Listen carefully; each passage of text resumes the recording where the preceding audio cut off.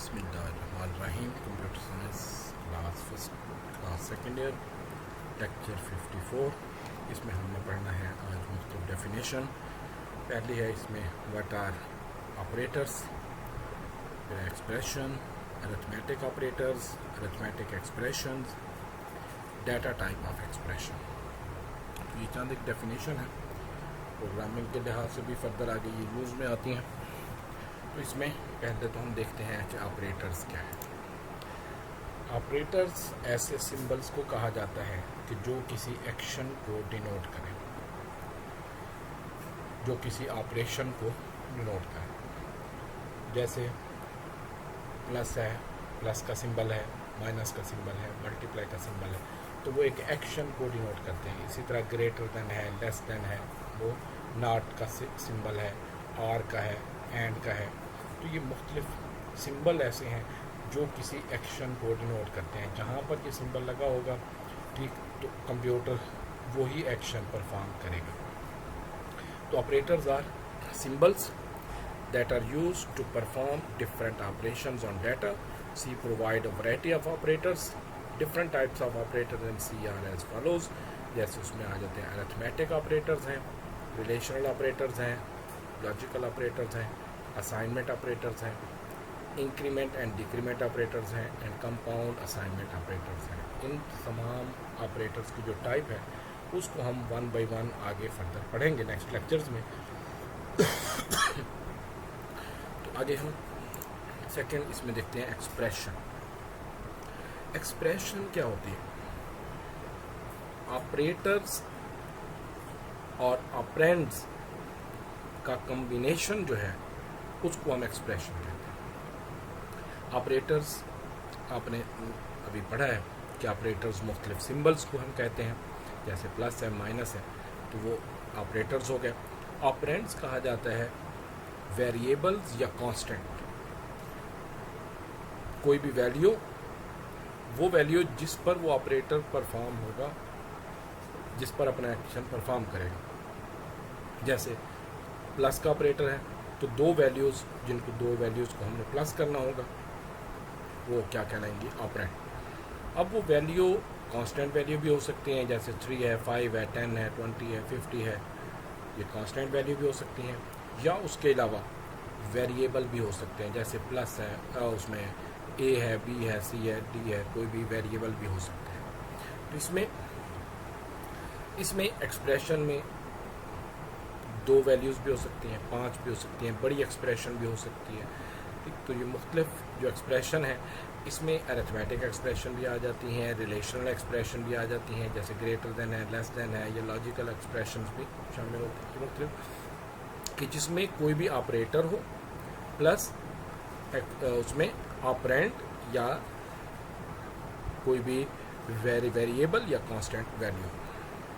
तो a statement that evaluates to a value is called an expression. An expression gives a single value.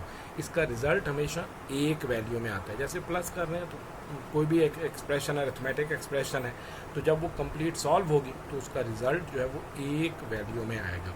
इसी तरह अगर कोई relational expression है तो उसका भी रिजल्ट ट्रू या फॉल्स में एक ही वैल्यू में आता है। An operator is a symbol that performs some operation. Operand is value on which the operator performs some operation. Operand उस वैल्यू को कहा जाएगा जिस पर हम एक्शन परफॉर्म करेंगे। जैसे प्लस है, माइनस है, तो ये ऑपरेटर्स हो गए। अब वो किस वैल्यू पर परफॉर्म करते हैं उनको ऑपरेंड हम कहते हैं।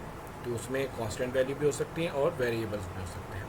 Operand can be a constant और वेरिएबल और कम्बिनेशन ऑफ बोथ।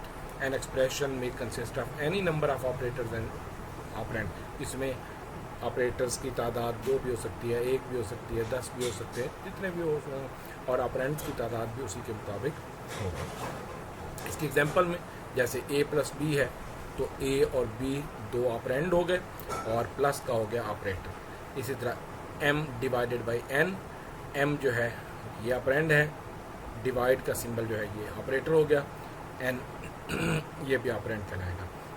इसी तरह a प्लस b प्लस 3, तो इसमें a, b और 3 जो है ये ऑपरेंड कहलाएंगे और प्लस का सिंबल इसमें ऑपरेटर्स। तो तो इसको हम क्या कहेंगे, एक्सप्रेशन। ये अरिथमेटिक एक्सप्रेशन की अरिथमेटिक ऑपरेटर्स, पहली जो उसमें ऑपरेटर्स की टाइप है, अरिथमेटिक ऑपरेटर्स 5 होते हैं। सी लैंग्वेज में 5 अरिथमेटिक ऑपरेटर या वैसे जनरल में यूज़ होते हैं।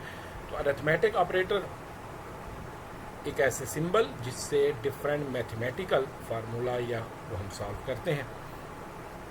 इसमें arithmetic operator is a symbol that perform mathematical operation on data. C language provide many arithmetic operators, और इसमें है 5 प्लस माइनस मल्टीप्लाई डिवाइड और रिमाइंडर। ये परसेंटेज का जो साइन है, इस ऑपरेटर को हम रिमाइंडर ऑपरेटर या मॉडुलस ऑपरेटर भी कहते हैं। रिमाइंडर ऑपरेटर या मॉडुलस। अब जब हम प्लस करते हैं तो उसके लिए 2 वैल्यूज़ होनी चाहिए। माइनस के लिए इसके लिए 2 टर्म यूज़ होती हैं, एक माइनस का ऑपरेटर, एक सब्ट्रैक्ट का। सब्ट्रैक्ट आम रूटीन में दोनों का मकसद तो सेम ही है, लेकिन जब हम 2 वैल्यूज़, एक वैल्यू में से दूसरी वैल्यू माइनस करते हैं, ठीक, कम करते हैं, तो उसको सब्ट्रैक्ट आम रूटीन में कहते हैं। और माइनस का ऑपरेटर आम रूटीन में यूनरी ऑपरेटर इस्तेमाल किया जाता है, कि जो एक वैल्यू के साथ भी हो सकता है, जैसे -5 -10, तो उसको हम इस तरह भी कह सकते हैं। इसमें 2 जो कैटेगरीज हैं वो फर्दर आगे आप डिटेल में पढ़ेंगे, यूनरी और बाइनरी ऑपरेटर। यूनरी ऑपरेटर जो 1 पर एक्शन परफॉर्म करे और बाइनरी जो 2 पर।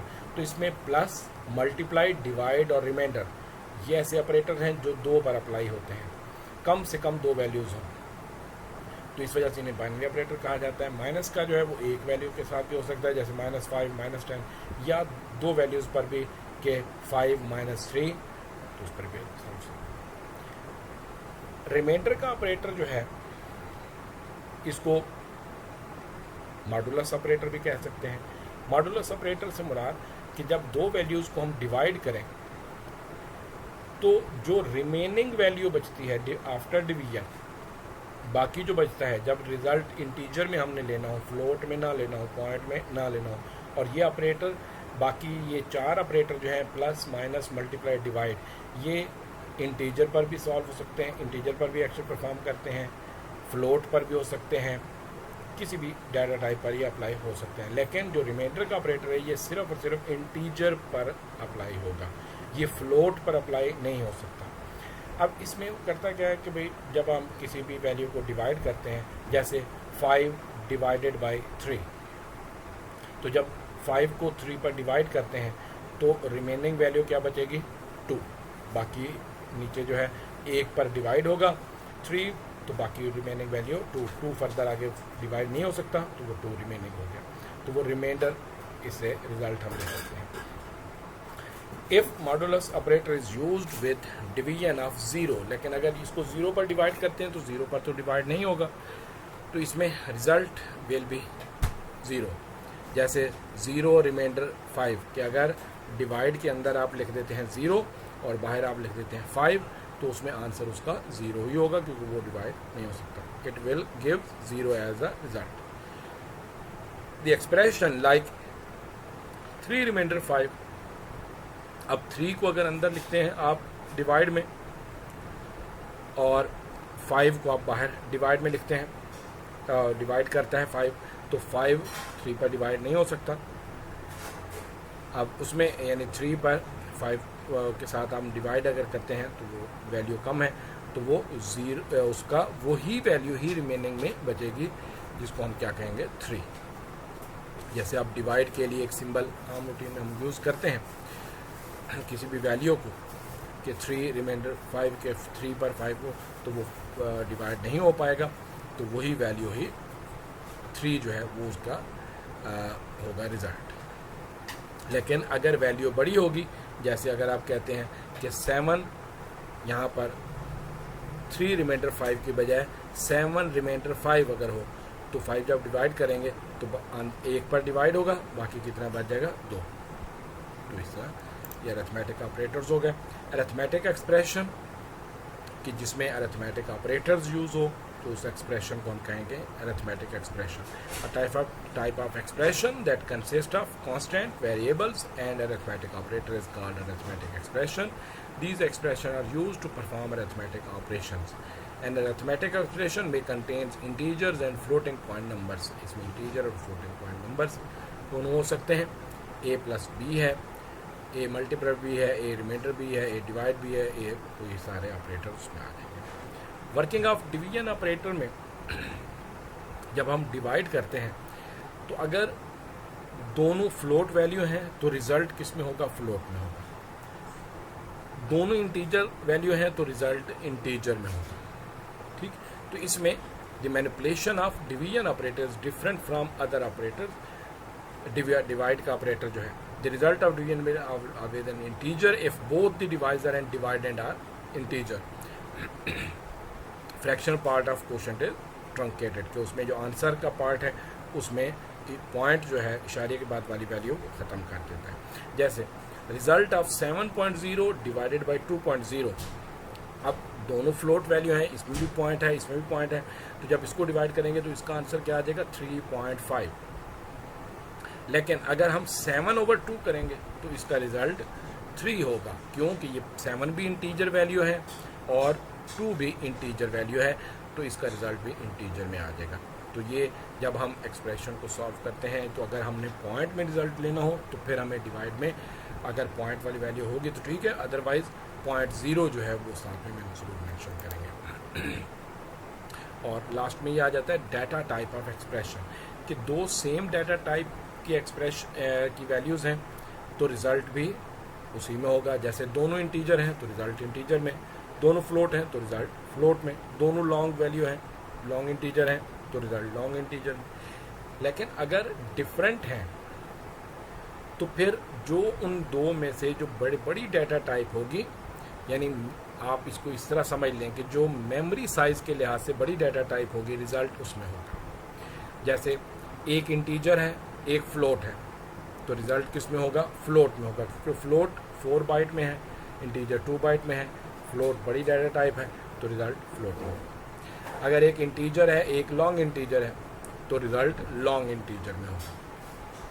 एक फ्लोट है, एक डबल है, तो रिज़ल्ट डबल में होगा. जो बड़ी डाटा टाइप होगी उसी में रिज़ल्ट होगा. The data type of expression depends on the type of operands in the expression. For example, the result of an expression is an int if both operands are integer. अगर दोनों integer हैं तो result उसी में होगा, int में होगा.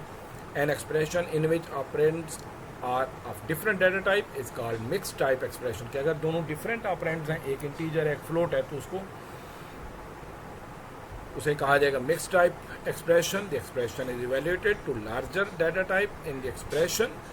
Suppose the expression contains an integer and double as operand. उसमें result will be evaluated to double data type. कि जिस तरह इंटीजर और फ्लोट है, दो वैल्यूज प्लस कर रहे हैं, एक इंटीजर वैल्यू है, एक फ्लोट है, तो रिजल्ट फ्लोट में आ जाएगा. एक इंटीजर एक लॉन्ग है तो रिजल्ट लॉन्ग में आ जाएगा. इसी कंसेप्ट को हम फर्दर आगे फिर डिटेल के साथ पढ़ेंगे नेक्स्ट लेक्चर्स में, कि जिसको हम कहते हैं टाइप कास्टिंग. टाइप कास्टिंग की वैसे दो टाइप्स होती हैं, एक होती है एक्सप्लिसिट और एक होता है इम्प्लिसिट. तो इसको आप कह सकते हैं इम्प्लिसिट कास्टिंग, कि ऑटोमेटिकली जो परफॉर्म होती है वो इम्प्लिसिट कास्टिंग होती है. जो प्रोग्रामर परफॉर्म करता है खुद से किसी डाटा टाइप में चेंज करके फिर उसको एक्सप्रेशन में सॉल्व करना, तो वो एक्सप्लिसिट कास्टिंग में आएगा. तो वो आगे डिटेल के साथ हम प्रोग्राम के साथ उसको करेंगे.